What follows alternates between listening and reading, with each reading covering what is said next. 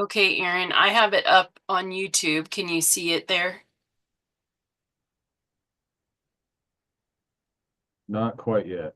Okay, There we're going. excellent. Good deal. Like, Okay, there we go. excellent. Good deal.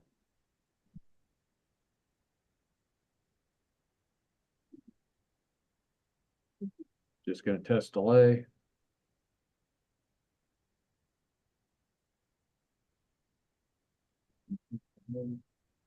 Ooh, 11 or 12. A little slow.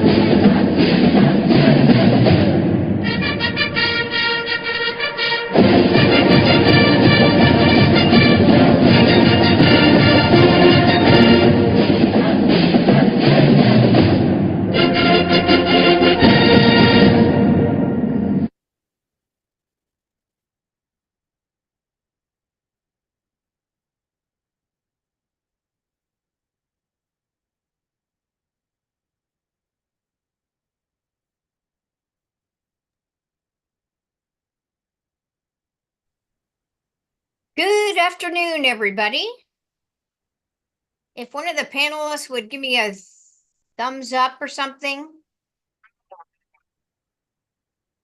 Okay, can one of the panelists give me a thumbs up or something so I know that Ready to I go, can... Sandra.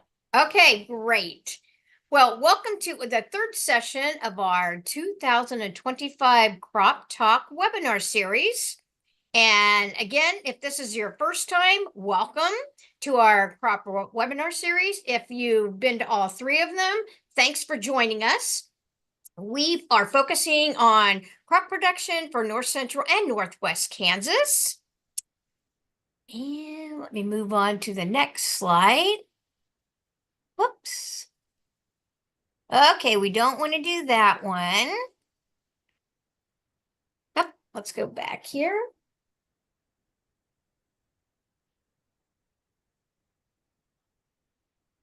Yep, let me just escape out of that.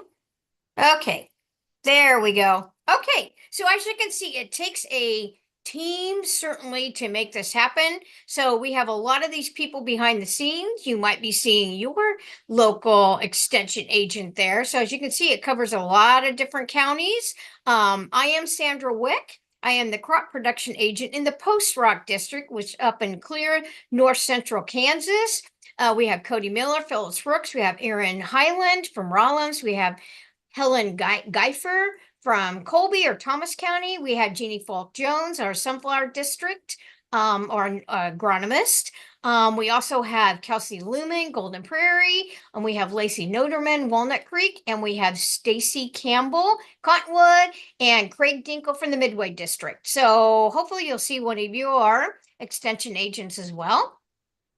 Okay, you should have gotten an email this morning or yesterday as well on some of the handouts of our speaker. So you should have the PowerPoint presentation. If not, there is the link for you, and a link will also be put in the chat if you didn't get those ran off.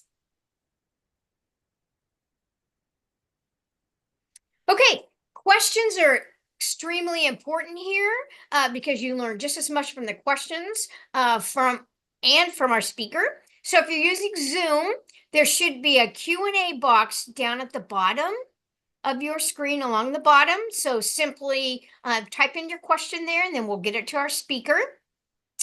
Those of you that are watching on YouTube live, type your question there in the comment box.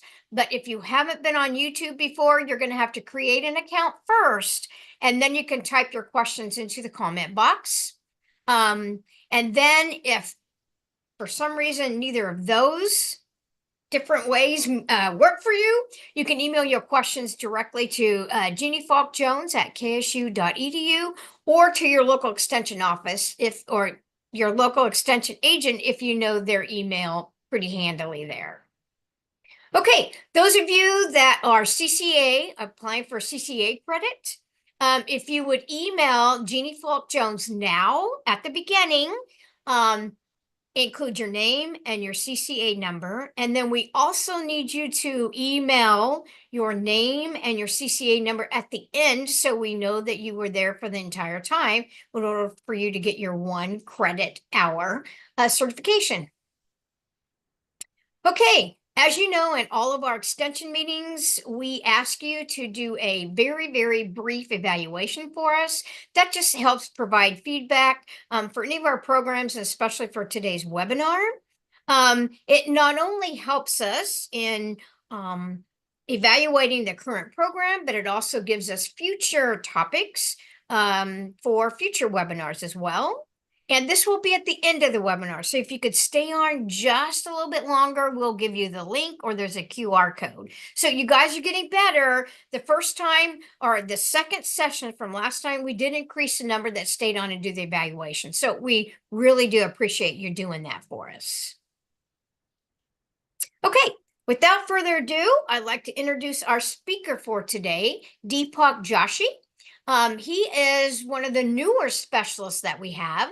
He is our K-State Precision Ag Specialist. So the topic today that he is going to be covering is on precision ag tools. So I know you all probably have a lot of different questions, different things that you've used, and different ideas that Deepak has some ideas for us.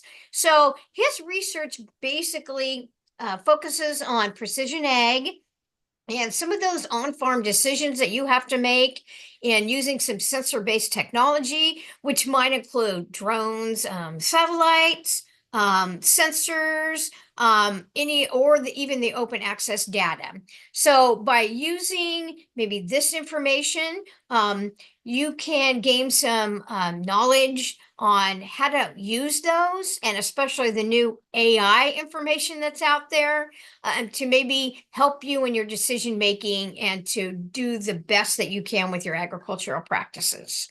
So without further ado, I'm going to stop sharing mine so Deepak can put his slides on for us. And remember, you guys should have copies of those slides that you can follow along and take notes.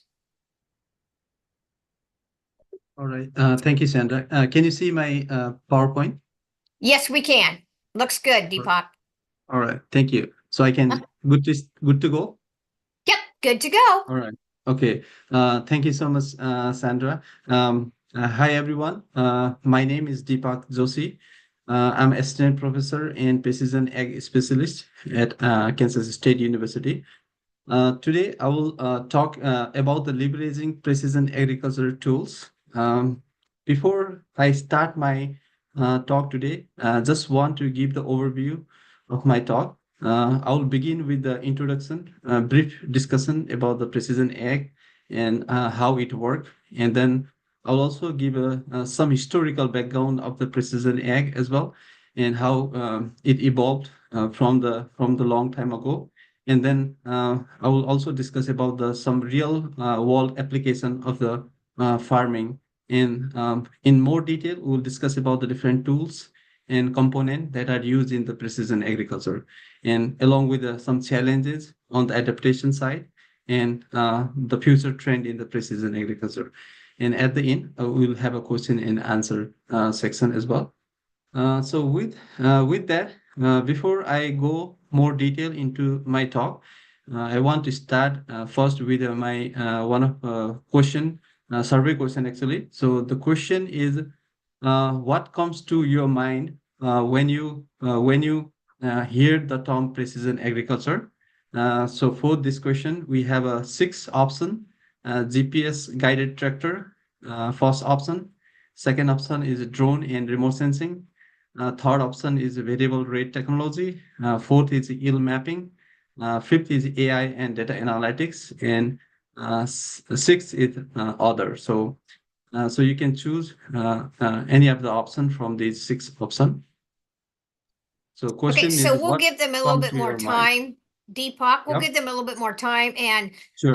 those that are online, you can only pick one choice. You may use more than one, but maybe pick the one that you use the most.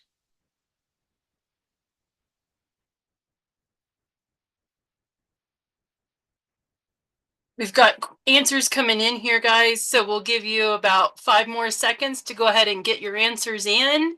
And then we will show everybody what the results are. Okay, I'm going to end the poll now. And here are the results. Yeah, thank you. It's Is that great what you actually. expected, Deepak? Yeah, this is really great actually. Variable rate technology, almost 76% of the sub answer is it's a huge actually this is really good. And variable rate technology, we'll discuss more on this technology today. I have some more detailed discussion on this one. So variable rate technology, which is used based on the different productivity zone in the field, we can apply the different input in the agriculture field on the based on the different productivity zones. So that's a great answer actually there. Thank you.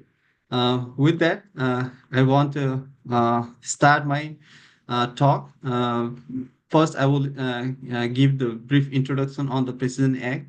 So when we talk about the precision ag, it's a precision ag is another way of the smart farming. Actually, it's a way of smart farming. Precision ag is all about the application of the modern technology and how we can apply those technology to optimize the resource and also to increase the productivity and improving the sustainability. So precision ag is all about integrating different sensor technology and modern technology to get the greater benefit in also conserving the resources. So that's the main definition of the precision ag. But there are so many different definitions as well. So overall, the main theme of the precision ag is optimizing resource and getting the more profit and bringing the sustainability. Therefore, goal of the precision agriculture is optimization of the return on the input while preserving the resources. And when we talk about the precision ag, especially it's work in a three different step. So first step is observing the field variability. Field variability that means in the crop or soil or weed or water, disease or insect or anything. So first is observing and identification of those variability within the field actually. And after observing those variability, the second step on precision ag is measuring and quantify those variability. Using different tool, precision ag tool, we can measure those variability and quantify how much variability we have in our field. And after the measurement and after the quantification, the third last step is making the recommendation, making the decision based on the quantification of the variability. So precision agriculture involve three different important steps. First is identifying the variability and then quantifying those variability where we have in the field, and then based on that identification and quantification, making the decision, right decision for our farm is the precision agriculture. And as I mentioned the variability, so I want to go a little bit more detail on the variability with an example. This is a field from my previous study, corn field. You can see different color on the field. Those different color is a different soil type within the field, and also you can see the topographic variation on the same field as well. And this is the yield map of the same field, corn yield map. This is a corn field, and this yield map give you the information about the variation on the corn yield actually within the field. So when we talk about the variability, there are different factor affecting the variability. So for example, here, the blue colored circle in the field, those are the summit part of the field that are on the higher elevation. And these blue color have the same soil type. You can see on the left side of the map. And those high and top part of the field have a low moisture content because of the higher drainage. And also because of the higher drainage, there is a low nutrient availability as well. And as a result, you can compare the yield on those area here on the right side of the map. There is a reduction in the crop yield because there is a less soil moisture as well as a less nutrient content. So this is one variability. And another in the same field, the yellow circle areas on the left side map, you can see the lower elevation, those yellow circle area, those have higher moisture content. It's because of the greater retention from the runoff as well as a greater nutrient content as well. And those area have a higher moisture nutrient content and are in the lower elevation of the field. And when you compare the yield on the right side of the map, you can see there is a high corn yield on those area. So overall, variability means within the field, we have a different factor affecting the variability here. Soil type is one of the factor affecting the variability. And then after landscape variability, like topography, and then after soil moisture, because of the different landscape, we have different soil moisture content. And because of those different soil moisture content, there is a different nutrient content and available nutrient as well. And because of those all factor, we have a different amount of yield within the field. And this is all about the variability of the field and different factor affecting the field variability, including the yield. So after understanding the field variability, the precision ag and its a 4R principle help to manage the input in the field. So 4R principle of the precision ag are right source. That means what is best suitable for our field. For example, if we want to apply the fertilizer, just for example, so this principle work for every input, like not only for the fertilizer. So these can work for the irrigation, these can work for the fungicide, herbicide, seed, and everything, every input. But just for example, so right source will give you information about the what is the right source for your field.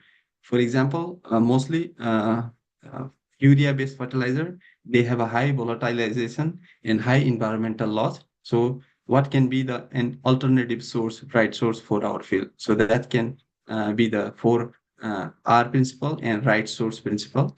Another is a right rate. Question is, as you can see in the map, there is a huge variation in the yield. So should we apply the same rate of fertilizer throughout the field? So that's a right rate. Or can we apply a different rate within the field that can meet the demand of the crop and demand of the soil, and also can give the a maximum yield? So that's called a right rate principle of the precision ag. In right time means what is the right time for applying the input so that plant can meet the need. Just for example, instead of applying all the fertilizer at a one time before planting, maybe we can split those fertilizer rate and divide those into the different critical zone so that the crop can meet the requirement during the critical stage of the crop as well. So it's so right time principle give that information. And right place means we should put the input at the right place so that crop can take it properly and there will be a less environmental loss. If we want to broadcast the fertilizer, maybe that will be not reachable to the plant sometimes. So maybe if we can use the uh, right place principle and put the input quite closer to the root zone of the crop so that crop can take input adequately, and also there will be the less environmental loss as well. So with the application of the 4R principle of the precision ag, we can identify our right source for our farm, and what is the right rate as well, and what is the right time for the input application, and what is the right place of the input application. So these 4R principle can be applied for every input that we use in our farm. So with this, I have one following question. It's about which of the following is an example of the right source in the 4R principle. So we have a four option: applying a nitrogen fertilizer at a fixed rate across the entire field, using nitrogen stabilizer to reduce the volatilization loss, applying fertilizer at the beginning of the season, or the fourth option is spraying pesticide before planting. So we have a four option. So you can choose one option out of these four options. So which of the following is an example of right source? Right source is the 4R principle, one of the 4R principles. So which one is the right option for the 4R right source? We have answers coming in, Deepak. We'll give them just a little bit longer here. This one maybe takes a little bit more thought to kind of stop and think Yup, through yup. how Yeah, do yeah, I we understand. apply Yeah. this. So, okay. We've not quite got half of the folks who are participating in, so we'll give you guys about 5 more seconds here to get that answer in.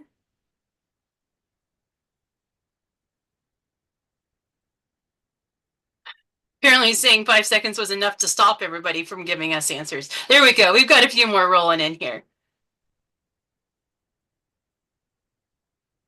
Okay, we'll go ahead and end the poll. That was good participation, guys, for this. Okay, so answers on this one. The following example is the example of the right source or the 4R principle. So 77% said using a nitrogen stabilizer to reduce volatilization losses. So Deepak, is that the right answer? Yeah, correct. That's a right answer. As I mentioned, with the 4R principle, right source is one of the important principle. So it helped to identify right source for our farm. Actually, for example, as I mentioned, urea-based fertilizer might have a volatilization effect. So with the finding alternative right source, that might be the stabilizer, nitrogen stabilizer, that can reduce the volatilization loss in the environment. So B is a correct answer. Thank you. Excellent. Right. With with this brief introduction on the precision ag, different the step in the precision ag, principle of the precision ag, understanding about the variability. So I just want to give a slightly history of the precision ag as well. Precision ag, it is started since 1980. First tool was the GPS technology was introduced.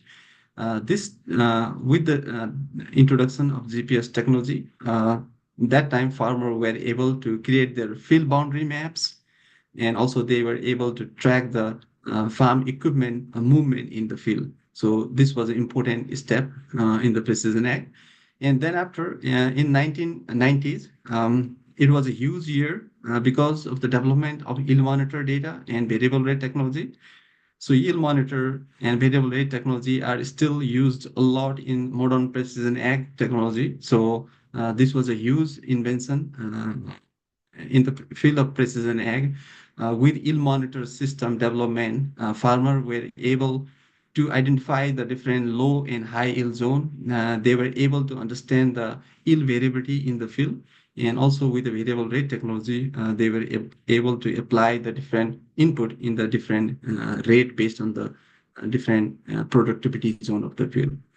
And then after in 2000, it was remote sensing.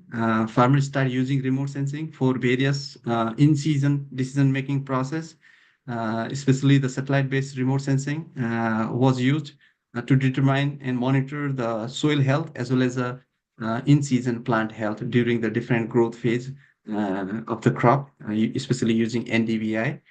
And then after it was IoT that came in 2010, and with the advancement of the IoT, huge combination of the sensor, it became available, and also with the sensor there was a huge availability of the data, and that was used and analyzed in the real time and for making a real time decision in our farm.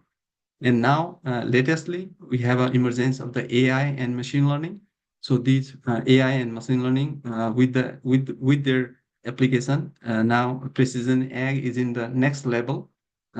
We are using AI in multiple precision ag related decision nowadays. So machine learning have been useful a lot in the modern precision agriculture, along with the development of the different modern robotics. It helped to develop the different robotics. So overall, precision ag have been evolving since long time ago, and still the modern technology is changing. And every year we have a new precision ag technologies coming every year, and these are used for many cropping process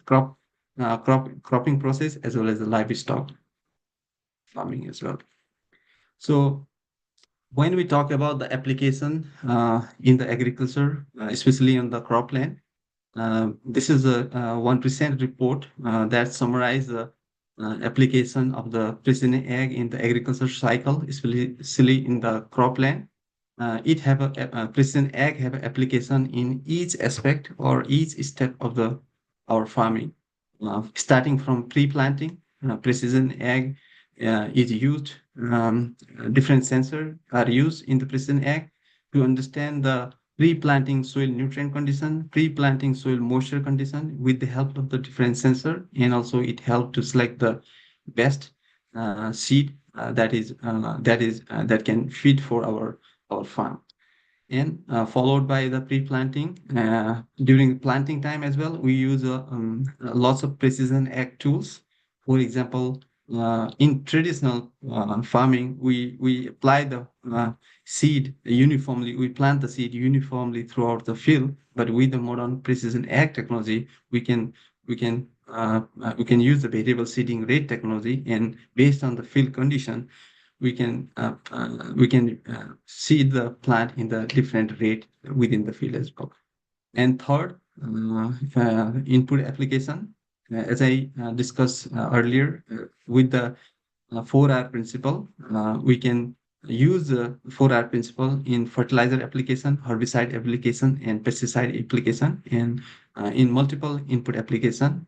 And based on the target application, we can conserve our input resources during the application during the mid season of the crop, and conserve our environment as well. And not only during the application side, precision agriculture we have been using a lot during the harvesting as well. Modern yield monitor system, they record the yield data throughout the field and give us the record about the field yield variability. And also, uh, with the use of the AI technique, we can also understand and find out the appropriate harvesting time as well. Precision ag have also application during the harvesting as well. And not only from planting, input application and harvest, we use the precision ag after the post season as well, after collecting all the data throughout the season about the planting, input, and harvest. Now we evaluate those data using precision ag tool and make the economic analysis, and also make the decision for the next season as well. So during the post-season evaluation as well, we have been using precision agriculture in the crop. So therefore, precision ag have a multiple use and throughout the agriculture cycle in each steps. Not only the crop cycle, precision ag has a huge application in the livestock as well. Multiple application, example, activity monitoring of the cattle. There are so many new modern GPS-based wearable sensor that are used in the body of the animal to monitor feeding behavior and health status. And these activity monitoring can help detect the early sign of the illness, heat detection for the breeding, and overall animal welfare as well. And not only the activity monitoring, it's also used in the precision feeding. New smart feeding system are used to adjust the feed based on the animal need, animal weight, animal growth stage as well. And such a precision feeding can help optimize the feed, and also prevent the waste of the feed as well. Another application for the livestock is automatic milking system. We have a robotic system nowadays. With the help of the robotic, we can do the machine milking that will allow milk the cattle without human intervention, and also it reduce the labor cost, improve the milk yield, and also lower the stress for the cows as well. And another is virtual fencing, which is getting so popular nowadays with the advancements of the GPS sensor and technology. These virtual fencing are created, which are invisible boundaries around the farm, and that control the livestock movement. So these do not need physical fencing. Actually, with the virtual fencing, these are the GPS-based invisible fencing, and it is used in the pasture management, and also used in the minimizing the overgrazing as well. So precision ag have a multiple application both in the cropping system as well as the livestock production system. We have a lots of benefit of using precision agriculture. So when we talk about the application, precision ag, there are multiple tools and component that interact together in the precision agriculture. So this is one slide that has a comprehensive different component, how different component work together come together and interact together to make a decision in the precision agriculture. So I will discuss one by one about each tool. So first tool here is a ground-based sensor in the data. So ground-based sensor, we have lots of ground-based sensor. For example, soil EC scanning that provide the information about the EC of the soil, organic matter, texture, pH. And using this EC scanning sensor, we can understand the variability in all these soil properties. And grid sampling will provide us information about the nutrient status, nitrogen, phosphorus, potassium, and other micronutrient. And also ground-based sensor, for example, soil moisture, temperature, weather sensor, they also provide a different information and also the variability within the of the in the soil. So these ground-based sensor provide a huge information about our soil property. Another tool or the component that is used in precision ag is a remote sensing. These are getting so popular. When we talk about the remote sensing, we have a two platform. One is satellite. Satellite usually have a larger coverage area, uh, and these are used for the different large scale crop monitoring. And the drone, which have a small coverage area, but they provide high resolution images, and that can be used for monitoring crop health, even soil properties as well. So satellite are used a lot on the crop health monitoring side actually. And another component is yield monitor. Combined harvester have a yield monitor system, and yield monitor helps provide the yield map of the field. And these yield monitor provide a huge information about the yield variability in the field, and we can use those information for multiple decision making process. So we have a ground-based sensor, remote sensing, yield monitor, and all these provide a huge amount of the data. All these sensors provide a huge amount of the data. And with the support of the broadband, Wi-Fi, and Bluetooth, these all data is transferred to the farm data management, where we have a computer, software, and AI.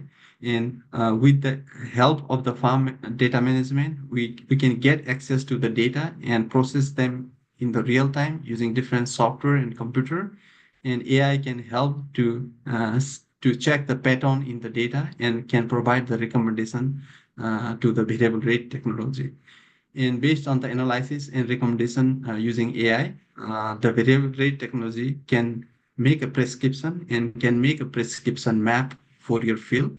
So this variable prescription map can be for a fertilizer, seed, herbicide, lime, irrigation, or any input.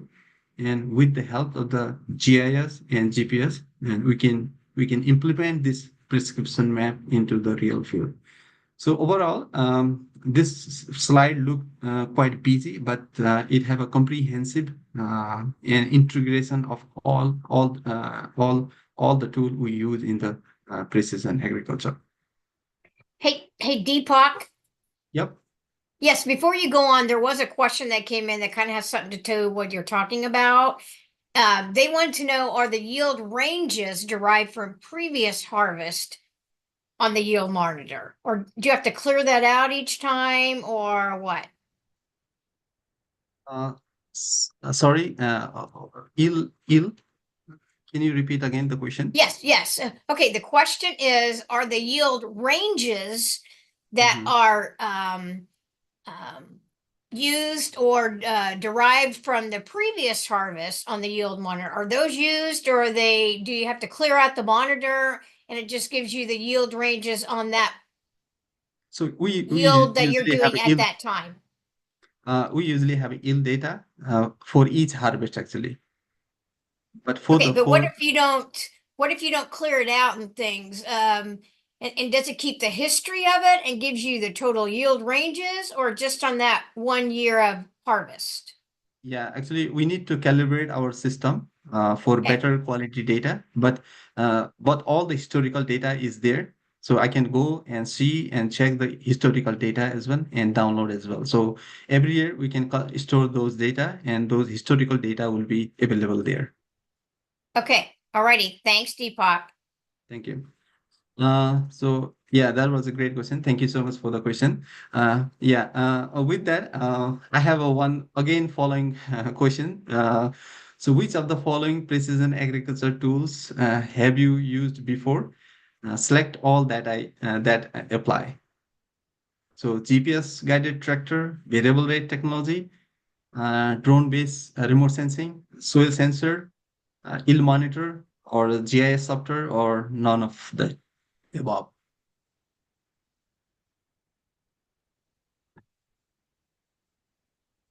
Okay, the poll has been launched. We have answers flooding in, so good job, guys. We'll keep this open for just a little bit longer. So many different types of precision ag tools that folks may have used at some point: GPS guided tractors, variable rate technology, drone based remote sensing, soil monitor or soil sensors, excuse me, for moisture and nutrients, yield monitors, or GIS mapping software. Okay, we'll give you just a couple more seconds to get your answers in here.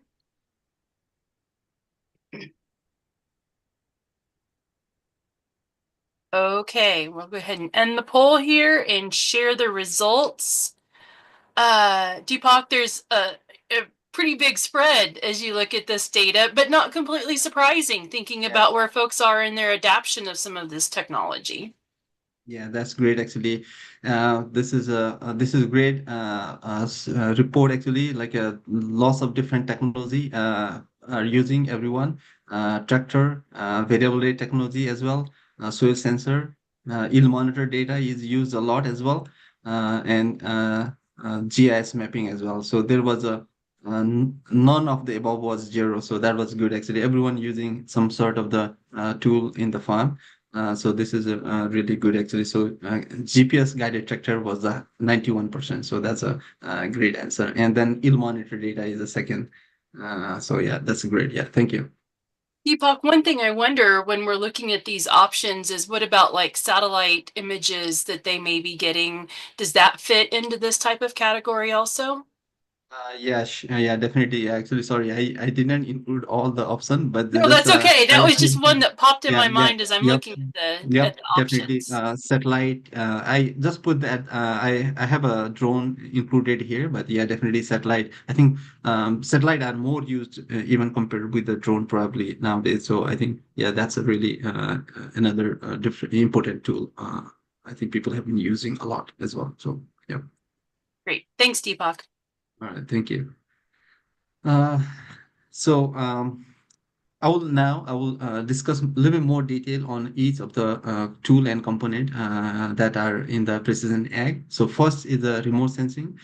So as I mentioned, these are used to monitor the crop health, especially during the growing season at the different growth stage. And satellite provide a large scale field monitoring because it have a whole global coverage, but the frequency of the image are lower compared to the drone. And with the drone, we have a high resolution image, and but they have a smaller coverage, so small field are monitored using the drone. But nowadays, there is a huge advancement in the satellite as well.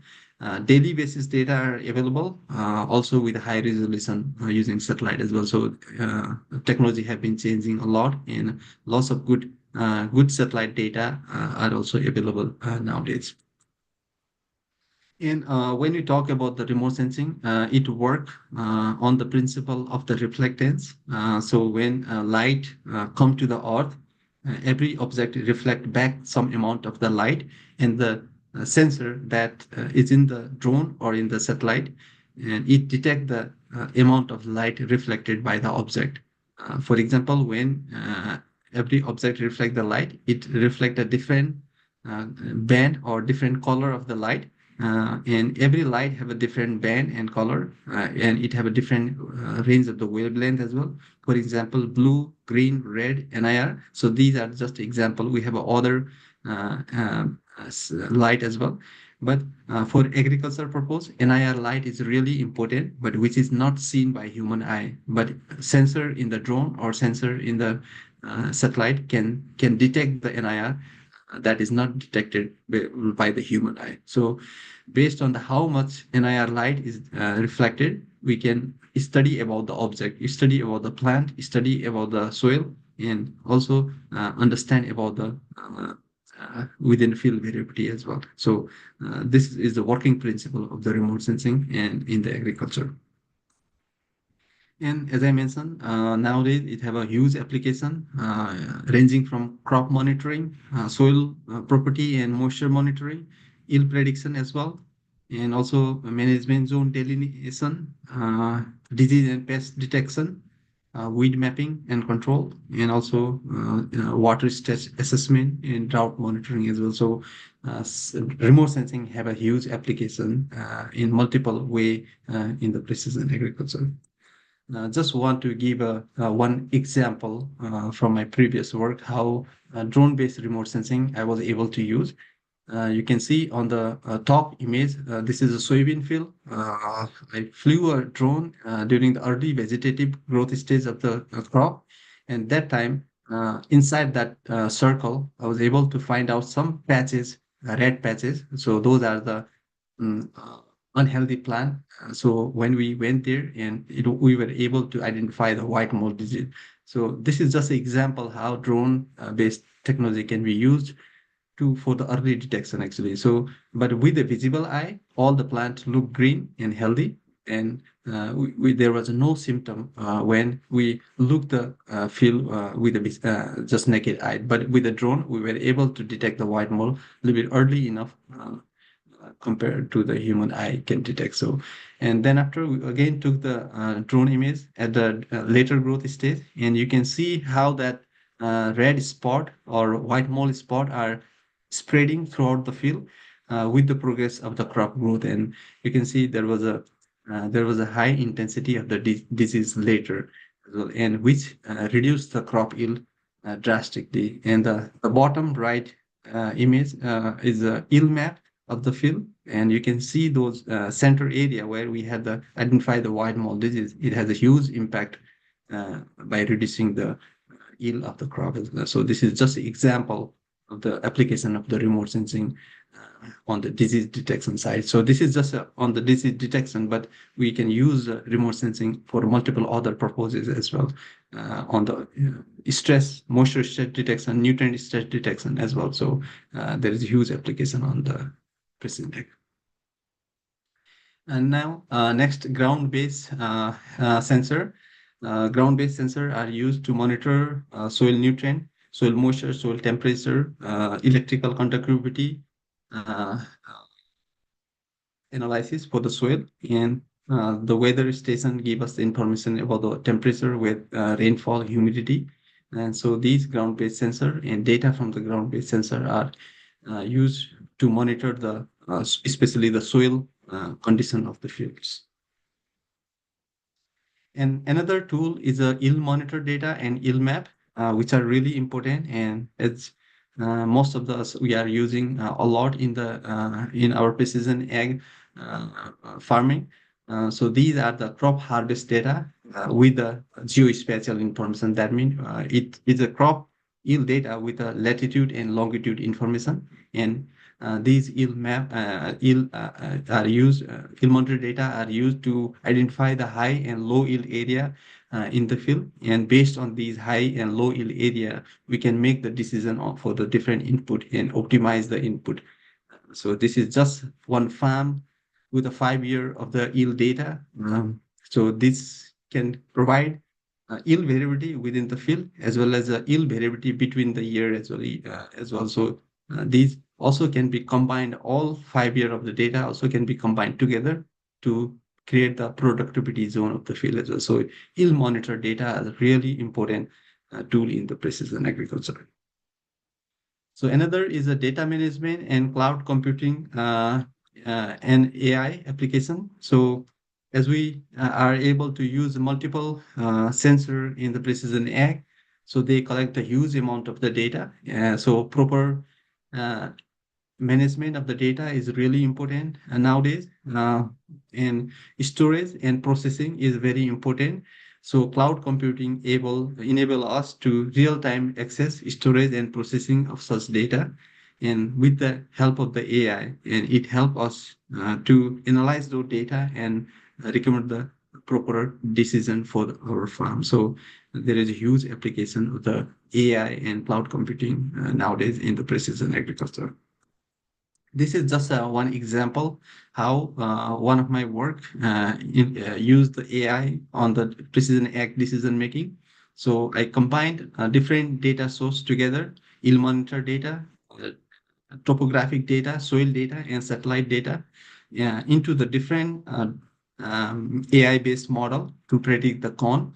And this prediction helped to make a decision about the storage, to help decision about the insurance, and also in-season management plan like fertilizer application, and also selling and storage decision as well. So this is just like one example of the AI application in the decision making, but it have a huge application like weed detection, disease detection, target spray. So there are so many applications of the AI in precision agriculture.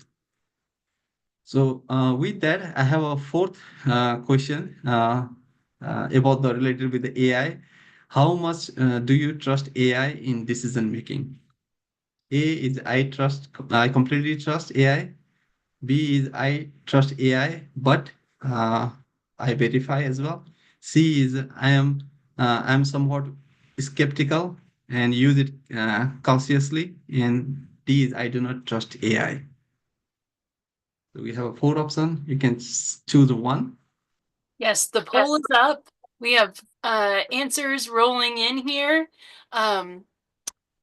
We have over half of the folks who have answered in. So go ahead and put your answer in here. It, I think this is an interesting question because sometimes when things are new, it makes you wonder what's going on or how much to trust it. At the same time, seems like there's a lot of potential that goes behind this. So, okay, I'll give you guys just a couple more seconds here to get your answers in.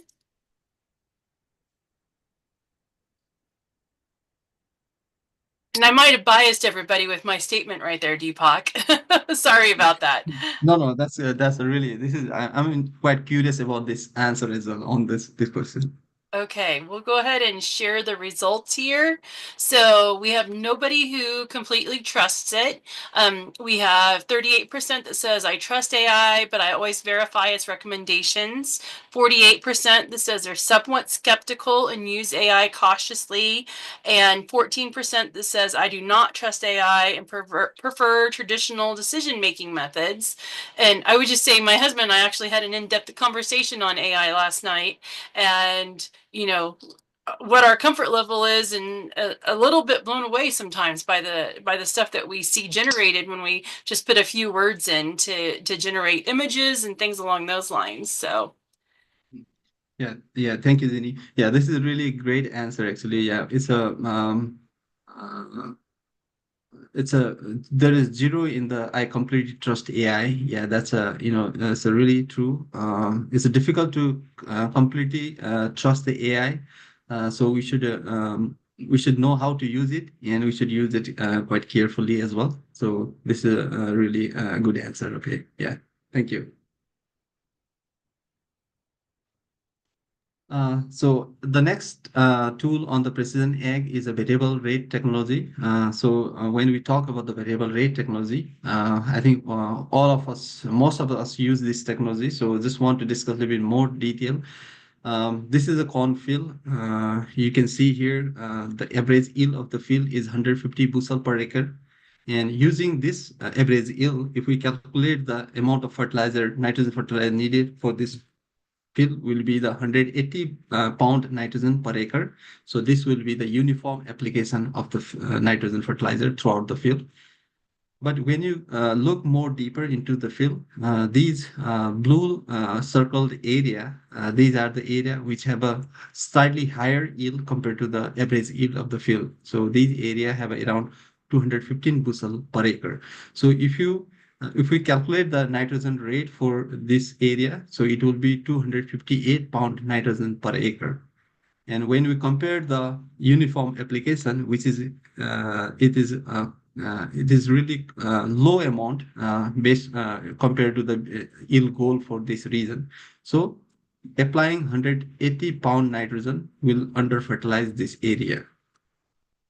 And we have some area with a circle with a round like dark color line, and these are the really low yielding area, and the average yield is 100 bushel per acre. And using this yield goal, if we calculate the required nitrogen amount, which is 120 pound nitrogen per acre, so if we apply 180 pound nitrogen per acre on this field, this area will be over fertilized.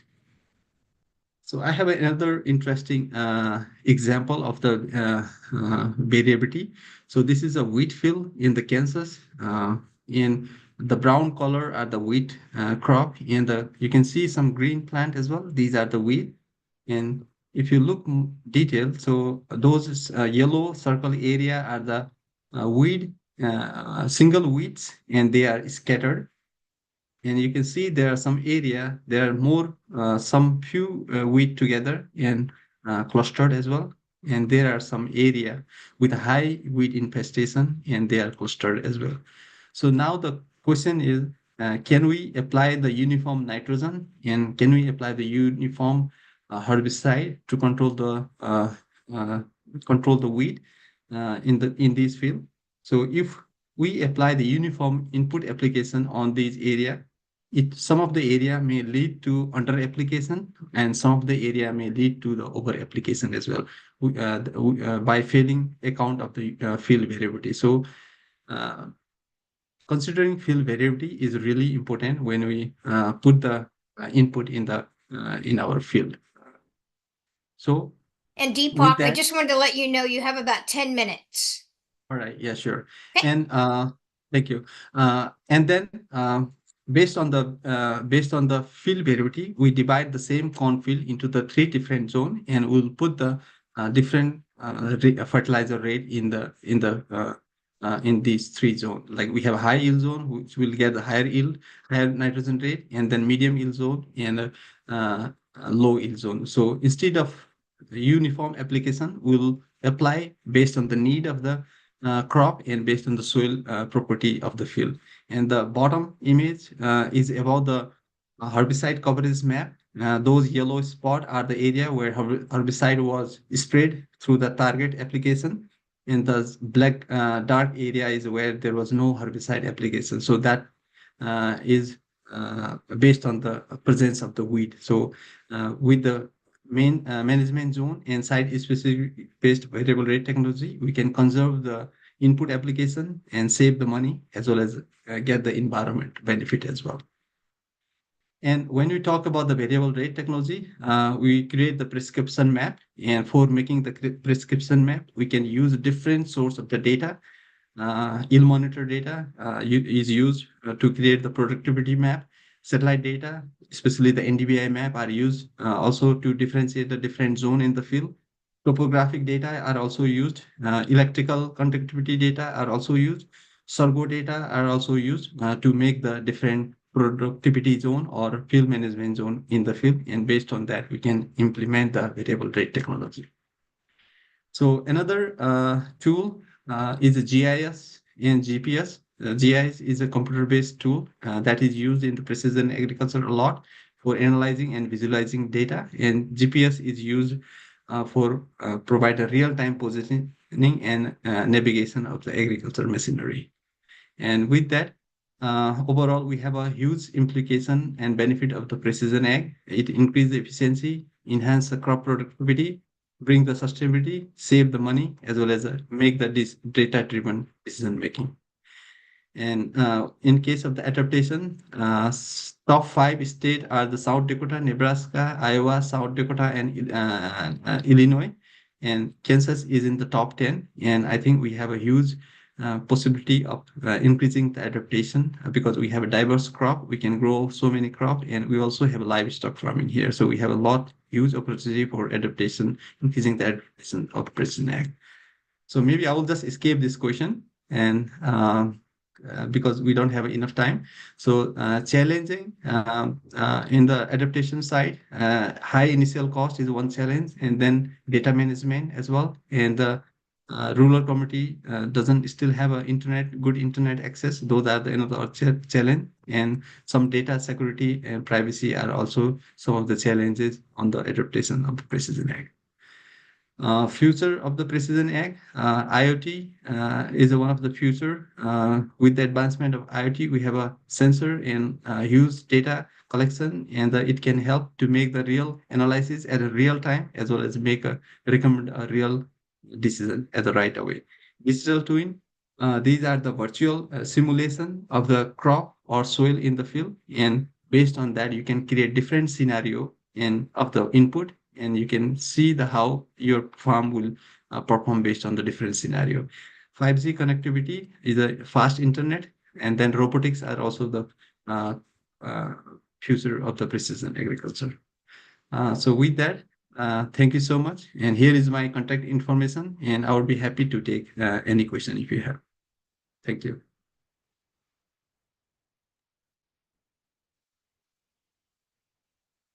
Thanks, Deepak. As everybody's getting things resituated here, I do have a question for you that came into my email. There was a question on what is the SSURGO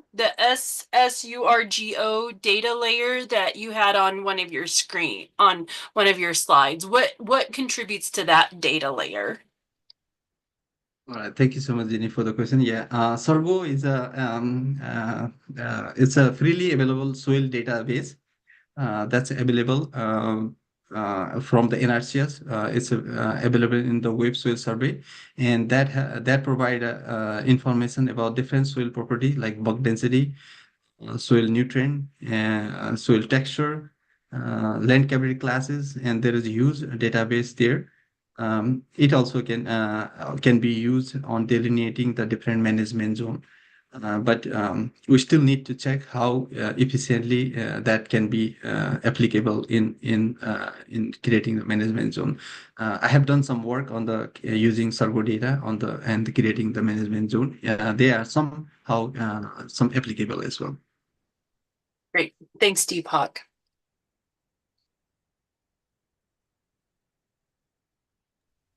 All right. We do have a couple more that have came in. Uh, is there a pre-built fertility equation to use for ag leader SMS systems? So I would think that'd be geared towards like a variable rate, but Uh, yeah, in the SMS, actually we usually they don't have a equation there, but we can based on the different we can divide the field into different productivity zone, and based on that we can put the equation separately for the each productivity zone and calculate the fertilizer rate. okay. And next one, are you currently working with any AI tech now, and how are you using it? Yeah, thank you for the question. Yeah, I've been working as well, and especially for the different combining different data and trying to find out how we can combine all those. We have a multiple source of the data for creating management zone. So trying to use the AI and trying to find which is the best data layer that can be used instead of combining all multiple data.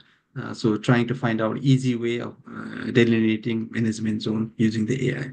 And also I'm interested some future work probably on the nitrogen management, robotics, and those things. We'll be working soon on those as well. Okay.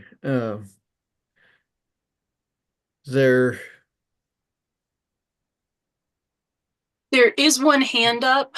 Scott, I unmute or allowed you to talk. So if you want to unmute and ask your question, that's fine. Anybody else who wants to do that, go ahead and put your hand up. We'll turn things on so that that way you can talk.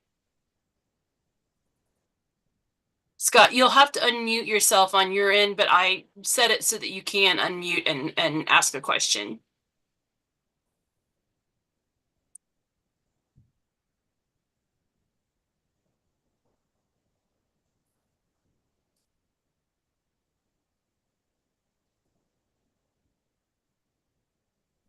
Scott, I'm not hearing you yet.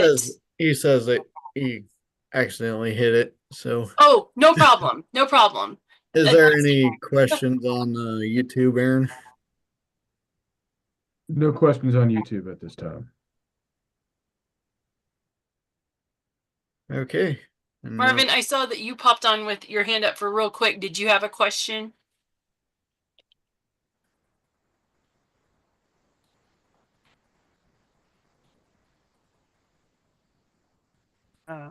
No, Okay. well, I had a phone call come in. Did those yield estimates come from previous yield monitors? Is that how we're knowing that that part of the field is limited in production potential? I think, Marvin, are you thinking back to kind of towards the beginning when Yeah, way Todd back had when that I asked chart it, laying it across? was earlier in his slides where it showed the contour of the field, and the ridge top was mostly red for low potential. But then I noticed some spots down in the valleys where there were smaller red spots, which to me was maybe indicative of a yield monitor taking a dip. I just didn't, I was just curious if that was your source of establishing yield potential, was just previous data from harvest monitors. Yeah, thank you, Martin. That's a great question, actually. So yeah, yield monitor is a one source for determining the yield potential of the field, multiple year of yield data. But we use some other additional source as well, like a remote sensing. Satellite data are freely available. We can use the historical satellite data as well. But the impact of the ridge or the topography on the yield usually is not consistent throughout the year, every year. It depends on the weather.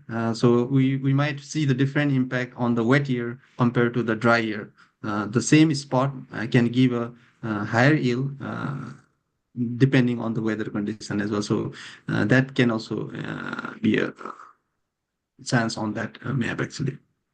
Thank you. Yeah, thank you. Deepak, there was one other question that crossed my mind as we were going through this, and you were showing the picture of the imagery for the bean field that had white mold in it. And, you know, when we're thinking about detecting stress in crops, I'm sure it depends on what the stress is from, you know, how quickly we can get in to do something about it type of thing.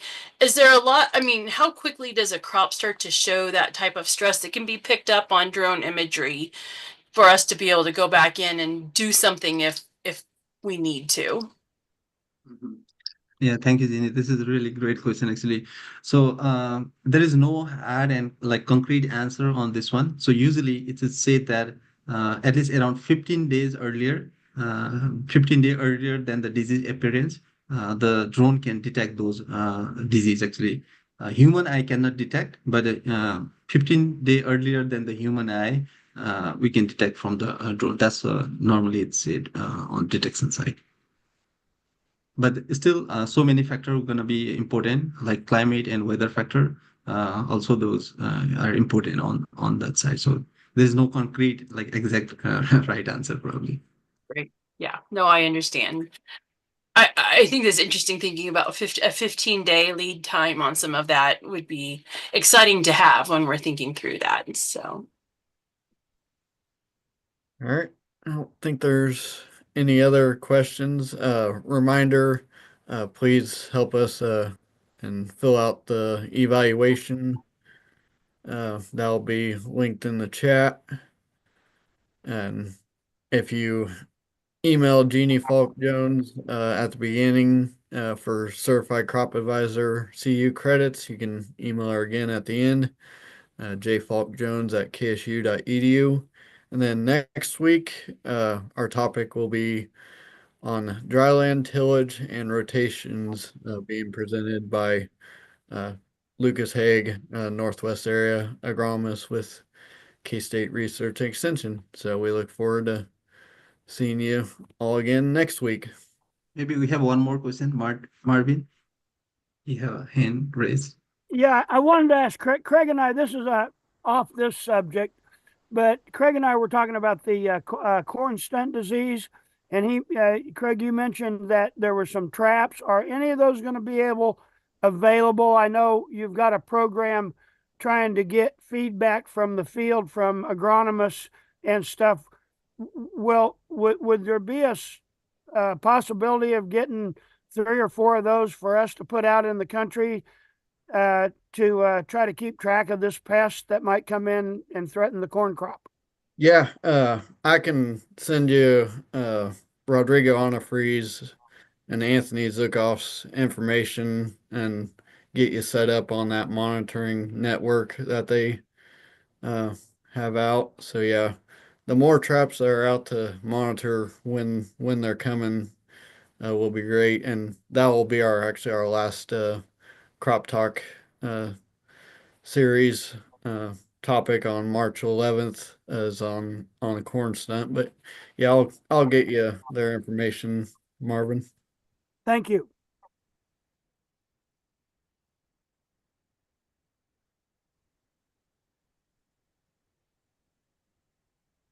All right. I think that should be uh it for today, and definitely like I said, look forward to seeing everybody next week. Thank you.